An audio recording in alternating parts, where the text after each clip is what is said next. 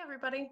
Today our challenge is going to be to make pet treats. What you are going to need is 1 cup of dry quick oatmeal, a half a cup of cinnamon applesauce, a mixing bowl and spoon, measuring cups, 1 egg, non-stick spray or other oil, and also a pan to bake them in the oven.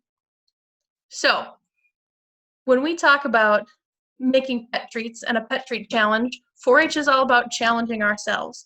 And also, one of the H's is hands. So we pledge our hands to larger service, to help others.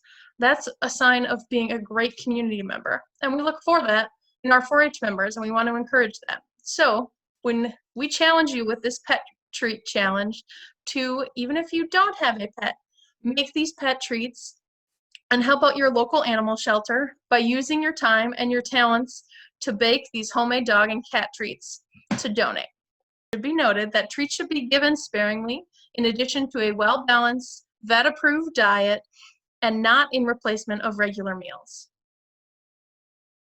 Like people, animals can have food allergies and should not have too many foods that are not healthy for them. So be sure to check all your ingredients that you're putting in when you make pet treats for their safety and use recipes from trusted sources.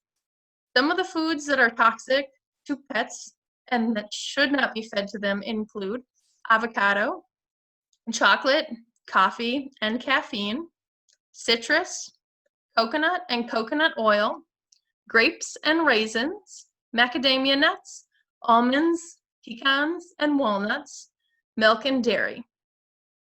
So this following dog treat recipe that we are going to do from an assistant professor in the Department of Animal Science at Iowa State University. So all of these products that we are using to make these pet treats are pet friendly.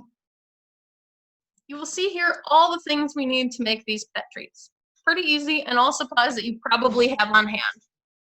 Like I said, you will need 1 cup of dry quick oatmeal, a half a cup of cinnamon applesauce, or an individual cup like this one that was purchased at Sam's Club, a mixing bowl, a spoon, 1 egg, non-stick spray or other oil, and you should verify that there's no coconut oil in your cooking spray that you're using, because we did learn that that is a food that is toxic to pets and should be avoided.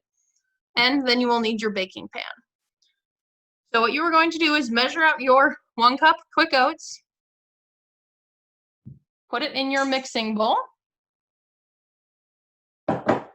open up your applesauce, or if you don't have an applesauce cup, that is fine. You can measure out a half a cup of applesauce. You are going to put that in on top of your oatmeal. You can mix that up a little bit if you'd like, just to make sure it kind of gets started. Then you are going to crack your egg, put that in the bowl, and then you are going to mix. You want to make sure all those ingredients get mixed very well. The next thing that you're going to do after you have it thoroughly mixed, make sure you get even that stuff on the spoon, is you are going to move on and you are going to spray your cooking pan. And then you are going to take a tablespoon and measure out a tablespoon of the mix, and you will put it on the cooking pan, and then you will flatten it out. And you will do that until you fill up the tray. This serving that we made here should make about 12 pet treats. However, you can note that you can make them smaller if you would like. Just make them a little smaller if you'd like, so they're more bite-sized, or if you have a smaller pet, you can definitely make them smaller. We don't recommend making them bigger though, because 1 tablespoon is plenty. That's a good serving size. And now, once you get all of those pet treats laid out and flattened on that cookie sheet, you are going to make sure your oven has been preheated to 350 degrees and then you will bake these pet treats for 22 minutes at 350 degrees. You should note that if any of you have made cookies before, cookies sometimes spread out when you bake them. You do not have to worry about that happening too much with these pet treats. They don't have all of those ingredients that make that happen when baking. But when you put them on the cookie sheet, be sure that they still are not touching. And remember when I said that it would be great to donate these to your local Humane Society? Remember that if you're going to donate these pet treats you made, you should always make sure that you label them with what ingredients are included, because pets, like people, have food allergies, and we want to make sure we're very cautious of what we are giving our pets and what they're eating.